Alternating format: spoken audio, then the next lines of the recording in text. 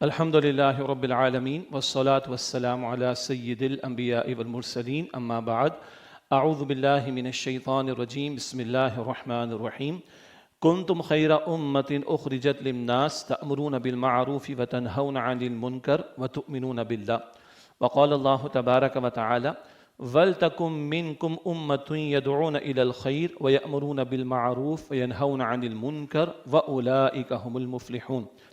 اور امر بالمعروف و نہی عن المنکر یہ فریضہ اس امت کے کاندھوں پر ہے، چنانچہ نبی اکرم صلی اللہ علیہ وسلم کی یہ ذمہ داری تھی۔ سورہ اعراف کی آیت نمبر 157 میں حضور نبی اکرم علیہ السلام کے فرائض کے بیان کے ذیل میں ذکر آیا کہ یأمرہم بالمعروف وینہاہم عن المنکر، اللہ کے رسول علیہ السلام ان لوگوں کو معروف کا حکم دیتے ہیں، منکر سے روکتے ہیں۔ اور ختم نبوت کے بعد حضور کی نیابت اس امت نے کرنی ہے، اور ختم نبوت کے بعد وہ ذمہ داری جو حضور انجام دے رہے تھے صلی اللہ علیہ وسلم وہ عموم کے اعتبار سے امت نے انجام دینی ہے۔ چنانچہ اس امت کو اس کام کے لیے کھڑا کیا گیا۔ سورہ آل عمران کی آیت نمبر 110 کی تلاوت کی گئی ایک حصہ، کنتم خیر امت اخرجت للناس، تم بہترین امت ہو جنہیں لوگوں کے لیے برپا کیا گیا۔ تأمرون بالمعروف وتنہون عن المنکر، تم معروف کا حکم دو گے، منکر سے روکو گے۔ بہرحال اس امت کو جو کھڑا کیا گیا وہ رسول اکرم صلی اللہ علیہ وسلم کی ختم نبوت کے بعد انہی کے کام، انہی کے مشن، انہی کی ذمہ داریوں کو آگے انجام دینے کے لیے۔ ہمارے استاد ڈاکٹر اسرار صاحب فرماتے تھے رحمۃ اللہ علیہ، لوگ فقط اپنے لیے جیتے ہیں، ہمیں دوسروں کی بھی فکر کرنی، اپنی بھی فکر کرنی، اپنی میں نجات کی فکر کرنی ہے، اور اس کے ساتھ دوسروں کی بھی فکر کرنی۔ اور اگر امت بائی لارج سو رہی ہو، غفلت کا شکار ہو، تو پھر امت میں جن کو احساس ہو وہ تو آگے بڑھیں، وہ تو اجتماعیت اختیار کریں، اور وہ تو اس فریضے کو انجام دینے میں اپنے تن من دھن کو لگانے کی کوشش کریں۔ چنانچہ یہ بات سورہ آل عمران کی آیت نمبر 104 میں ذکر کی گئی، وَلْتَكُمْ مِنْكُمْ أُمَّةٌ يَدْعُونَ إِلَى الْخَيْرِ، چاہیے تم سے گروہ جماعت ہو جو لوگوں کو خیر کی طرف بلائے، وَيَأْمُرُونَ بِالْمَعْرُوفِ، معروف کا حکم دے، وَيَنْهَوْنَ عَنِ الْمُنْكَرِ، بدی سے روکے۔ خیر کی طرف بلائے، خیر بھلائی کو بھی کہا جاتا ہے۔ ویسے خیر کا لفظ قرآن حکیم میں مال کے لیے بھی آیا، مگر وہ یہاں تو اپلائی نہیں ہوگا کہ مال کی طرف لوگوں کو دعوت دیں، لیکن خیر بھلائی کے مفہوم میں بھی ہے، اور ایک بہت بڑی بھلائی، بلکہ سب سے بڑی بھلائی خود قرآن حکیم ہے۔ چنانچہ سورہ نحل کی آیت نمبر 30 میں ذکر آتا ہے کہ ایمان والوں سے پوچھا جاتا ہے ماذا انزل ربکم، تمہارے رب نے کیا نازل کیا؟ قالوا خیرا، وہ کہتے ہیں خیر نازل کیا۔ تو ایک مراد قرآن کی طرف دعوت دینا بھی، اور نیکی کا حکم دے وہ گرو، اور بدی سے روکے۔ آگے فرمایا کہ وَأُولَئِكَ هُمُ الْمُفْلِحُونَ، یہی لوگ فلاح پانے والے ہیں۔ عربی اسلوب میں یہ حصر کا اسلوب ہے، یہ کام کریں گے تو کامیابی ملے گی، یہ کرنے والوں کو ہی کامیابی ملے گی۔ بعض لوگوں کا خیال ہوتا ہے کہ اچھا کام ہے دعوت کا کام کرنا، خیر کی طرف بلانا، قرآن کی طرف بلانا، نیکی کی دعوت دینا، بدی سے روکنے کی کوشش کرنا اچھا کام ہے، کچھ اچھے بھلے لوگ کر رہے ہیں تو ٹھیک ہے، کچھ لوگ کر لینا، لیکن آیت کے آخر میں فرمایا کہ یہی لوگ کامیاب ہوں گے۔ تو اگر جو لوگ یہ فرما رہے ہیں وہ ان کچھ لوگوں کے ساتھ یہ کام نہیں کرنا چاہ رہے، اور ان کو نجات کی فکر نہ ہو تو بات الگ ہے، کامیابی کی فکر نہ ہو تو بات الگ ہے، ورنہ اللہ فرما رہے وَأُولَئِكَ هُمُ الْمُفْلِحُونَ، یہی فلاح پانے والے ہیں۔ یہ تو کرنا پڑے گا، ہاں اپنے علم اور اپنی قدرت اور اپنی استعداد اور اپنے دائرے کار کے اعتبار سے، لیکن امت پر یہ ذمہ داری عائد ہوتی ہے۔ سورۃ الشمس میں اللہ نے انسان میں فجور، گناہ کی صلاحیت بھی رکھی، اور تقوی، اس کی بھی صلاحیت رکھی۔ یہ دونوں متضاد صلاحیتیں رکھ کر ہمیں امتحان میں ڈالا گیا۔ کامیاب کون ہے؟ قد افلح من زکاہا، یقیناً کامیاب وہ ہوا جس نے نفس کا تزکیہ کر لیا۔ اور یہ اپنی جگہ بہت بڑا موضوع ہے، پیغمبروں کی بنیادی دعوت بھی ہے، حضرت نبی مکرم علیہ السلام کے فرائض میں بھی شامل، وَيُزَكِّيهِمْ، حضور تزکیہ فرماتے ہیں۔ فرعون کے سامنے موسیٰ علیہ السلام دعوت پیش کر رہے ہیں، سورہ نازعات میں ہم پڑھتے ہیں، سورہ نازعات میں ذکر آتا ہے کہ فرعون کے سامنے موسیٰ علیہ السلام نے یہ فرمایا کہ ام تزکا، کیا تو چاہتا ہے کہ میں تیری رہنمائی کروں تاکہ تیرا تزکیہ ہو جائے۔ سورہ طٰہٰ کی آیت نمبر 76 میں اللہ سبحانہ وتعالیٰ فرماتا ہے وَذَلِكَ جَزَاءُ مَن تَزَكَّىٰ، یہ جنت کس کے لیے جو تزکیہ حاصل کر لے۔ اللہ کسے کامیاب کہتا ہے؟ آخری پارے میں ہم پڑھتے ہیں سورۃ الاعلیٰ میں بھی قد افلح من زکا، جس نے تزکیہ اختیار کر لیا وہ کامیاب ہو گیا۔ تو یہ جا بجا تزکیہ کا تذکرہ۔ یہ تزکیہ بھی کیا ہے؟ گناہ سے اجتناب، اور شر سے اجتناب، اور خیر اور نیکی میں آگے سے آگے بڑھنا۔ یہ جو اللہ نے دونوں صلاحیتیں رکھی، تو شر والے پہلو کو دبانا، یعنی شر اور برائی سے اپنے آپ کو روکنا، اور خیر میں آگے بڑھنا، نیکی میں آگے بڑھنا، یہ تزکیے کا بنیادی حاصل ہے۔ یہی حیا کا مفہوم ہے جو ہماری فطرت میں اللہ تعالیٰ نے رکھ دی۔ عام طور پر جب حیا کے تعلق سے کلام ہوتا ہے تو اس کا وہ پہلو جس کی مذمت کی گئی ہے وہ زیادہ نمایاں ہوتا، ٹھیک بات بھی ہے، یہ فحاشی پھیل رہی ہے، بے عریانی پھیل رہی ہے، بے پردگی کا معاملہ، ڈریس کوڈ کا معاملہ اور زنا کے راستے، فلم ناب، ناچ گانے، ان سب کی مذمت آگے ہم کر رہے ہیں۔ البتہ حیا کے تعلق سے جب کلام ہو تو اس کی ضد یہی چیزیں ہیں، ان کی بھی مذمت ہونی چاہیے اور ہم نے کرنی ہے۔ البتہ حیا بڑا وسیع مفہوم کا حامل ایک جذبہ ہے جو اللہ نے فطرت میں رکھا۔ سادہ سی مثال، جب کوئی بیٹا یا بیٹی سینہ تان کر ماں باپ کے سامنے چلا کر بات کرے تو ہم کیا کہتے ہیں؟ بڑا ہی بے حیا ہے، بڑا ہی بے شرم ہے۔ حالانکہ اس موقع پر کوئی آپ کہیے کہ لباس کا مسئلہ زیر بحث نہیں آیا، کوئی الٹی سیدھی غلط قسم کی چیز اسکرین پر دیکھنے کی بات سامنے نہیں آئی فحاشی عریانی والی، مگر وہ جو ماں باپ کا ادب مطلوب ہے، مقصود ہے، احترام ہے، ادب ہے، رسپیکٹ ہے ان کی، اس اولاد نے اس کی خلاف ورزی کی اور ماں باپ کے ساتھ سخت کلامی کا معاملہ کیا۔ اس طرز عمل کو ہم لوگ کیا کہتے ہیں؟ بڑا ہی بے شرم، بڑا ہی بے حیا۔ کبھی ماں باپ پال پوس کے جوان کرتے ہیں اولاد کو اور وہ سینہ تان کر بات کرتی ہے تو بہرحال کوئی لمٹ آ ہی جاتی ہے، تو کبھی باپ بھی کہتا ہے بے حیا، بے شرم، تجھے اس دن کے لیے پال پوس کا جوان کیا تھا۔ کیا مطلب ہوتا ہے؟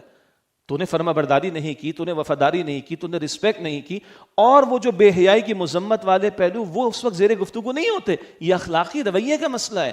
ہم کہتے یہ بھی بے حیائی ہے۔ چھوٹا کوئی بڑے کے ساتھ، البتہ اگر تو بڑوں کو بڑا سمجھا جاتا ہو، اب تو ہر کوئی اپنی ذات میں بڑا ہے، ہر ایک کی میں ہے، ہر ایک کا اپنا ٹویٹر کا اکاؤنٹ ہے، ہر ایک کا اپنا پرسنل یوٹیوب کا، پرسنل ذاتی، ہر ایک کا اپنا پرسنل جو ہے وہ یوٹیوب چینل ہے، اور ہر ایک کا میں کا معاملہ تو کوئی کسی کو خاطر بھی نہیں لاتا۔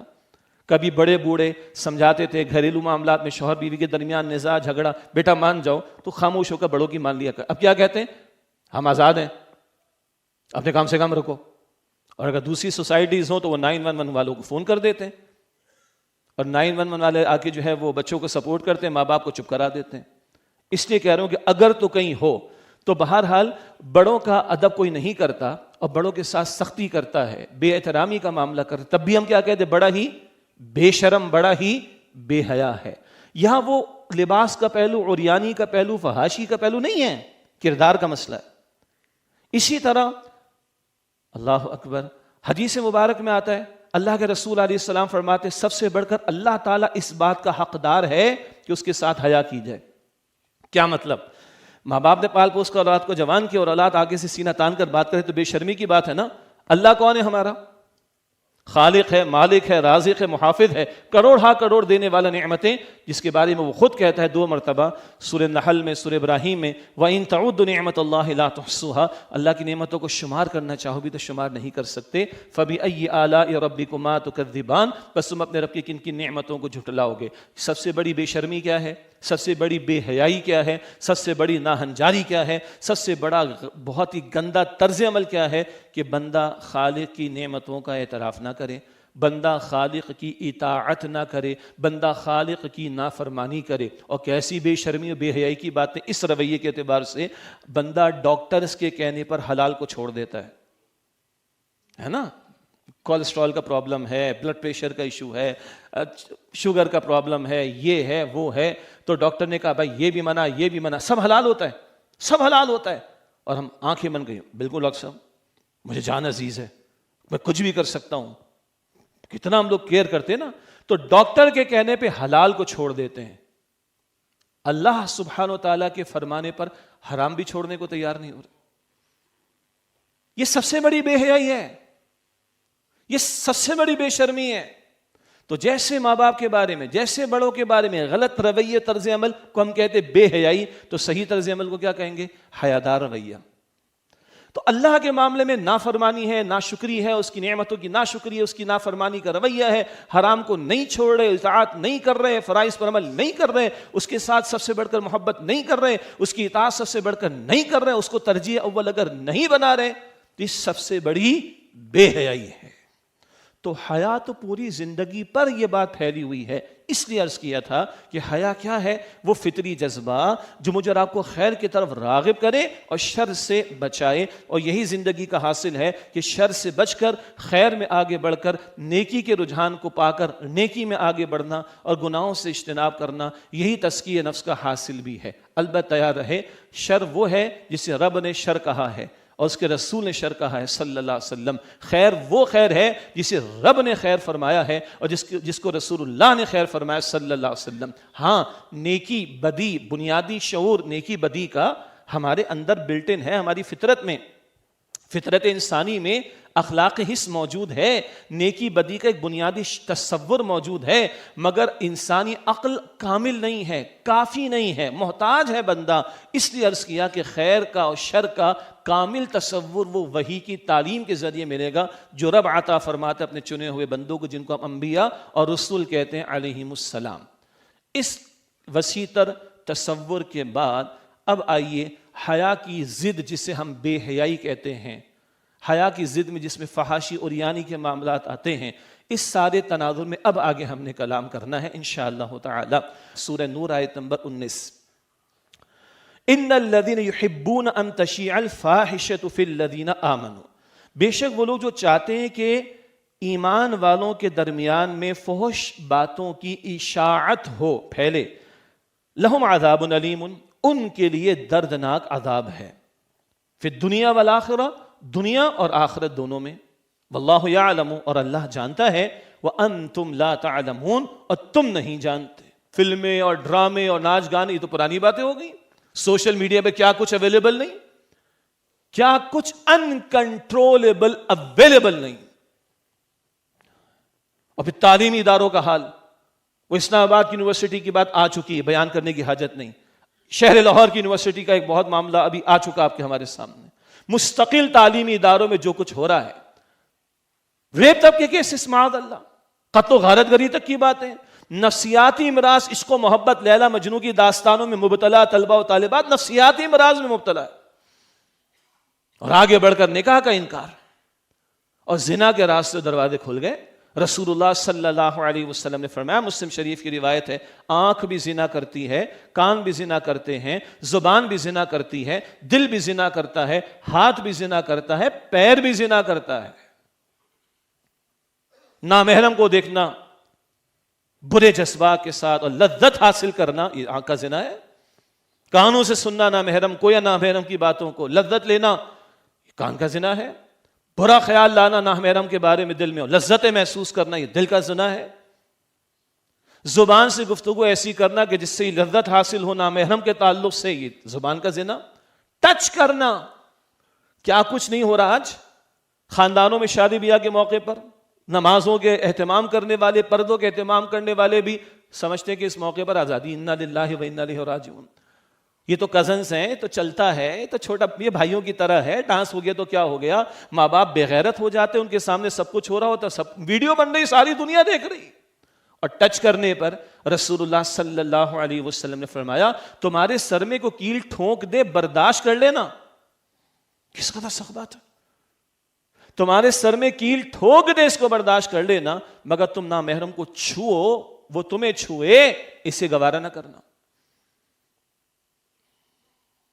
ہمارے کتنا عام سی بات ہے. ہینڈ شیک، اس سے آگے بڑھ کر، اس سے آگے بڑھ کر ڈیفائن کرنا بھی زبان لڑ کر آتی ہے. یہ 6 اعضاء کا زنا حضور بیان فرما رہے ہیں. ہاں بالآخر وہ عمل زنا ہے جس پر بھی سزا کا معاملہ، مگر جو قرآن کہتا ہے لا تقربوا الزنا، زنا کے قریب بھی نہ جاؤ. یہ ذرائع ہیں جو وہاں تک لے جانے والے، ان کے اوپر بھی پابندی دین نے لگائی ہے کہ حیا اور ایمان دونوں ساتھی ہیں. قرانا، کمپینین، ساتھ رہنے والے. حیا اور ایمان دونوں ساتھی، اگر ایک گیا تو دوسرا بھی گیا، اور گیا تو پھر کیا ہوگا. اب روایت ہے اللہ کے رسول علیہ السلام کی، جہاں آپ صلی اللہ علیہ وسلم نے ارشاد فرمایا ہے، جو کہ بخاری شریف کی روایت ہے، اذا لم تستحی فاصنع ما شئت، جب تم میں حیا نہ رہے تو جو چاہو سو کرو. سورہ نور میں کیا تھا؟ واللہ یعلم وانتم لا تعلمون. وہ تباہی مچے گی، اللہ جانتا، تم نہیں جانتا. اور حضور کیا فرما رہے علیہ السلام، جب حیا اٹھ جائے تو جو چاہو سو کرو. پھر کیا بچا؟ اور آخرت میں کامیابی کے لیے، نجات کے لیے شرط ایمان ہے. ایمان گیا تو بچا کیا پھر؟ کون سی نجات آخرت کی؟ دنیا بھی برباد، آخرت بھی برباد۔ اللہ تعالی ہمارے حال پر رحم فرمائے۔ ایک حدیث یہاں نہیں مگر ہم سب کے علم میں ہے، اللہ کے رسول کی حدیث ہے بخاری شریف میں، دیوس قرار دیا رسول اللہ علیہ السلام نے اس مرد کو جس کے گھر کی عورتیں بے پردہ گھومتی، اور دیوس کا کم از کم ترجمہ ہے بے حیا ہو جانا، غیرت کا ختم ہو جانا۔ دیوس یہ رسول اللہ نے کہا صلی اللہ علیہ وآلہ وسلم۔ بہرحال اس حوالے سے بہت کچھ ہمارے ہاں بہت کچھ بڑھ گیا۔ ہمارا فرض ہے کہ اس سیلاب کے سامنے بند باندھنے کی کوشش کریں، اپنی ذات، اپنا گھر، ان تعلیمات سے گھر والوں کو روشناس کرانا، گھر میں ستر و حجاب کے احکام کا علم ہونا، پردے کا اہتمام کرانا، مردوں عورتوں کی سیگریگیشن کی کوشش کرنا، ان احکامات سے گھر والوں کو روشناس کرانے کی کوشش کرنا، معاشرے میں ان کو عام کرنے کی کوشش کرنا، یہ ہمارے اختیار میں ہم پہنچا سکتے ہیں، بتا سکتے ہیں۔ گھر میں اختیار بھی ہوگا بالفعل حکم دینے کا بھی، معاشرے میں دعوت و تبلیغ ہوگی، ترغیب ہوگی، تشویق ہوگی، اویئرنیس ہوگی۔ اللہ تعالی ہمارے حال پر رحم فرمائے اور ہمارے معاملات کو درست فرمائے، اور اللہ واقعتاً اپنی طرف ہمیں رجوع کی توفیق عطا فرمائے۔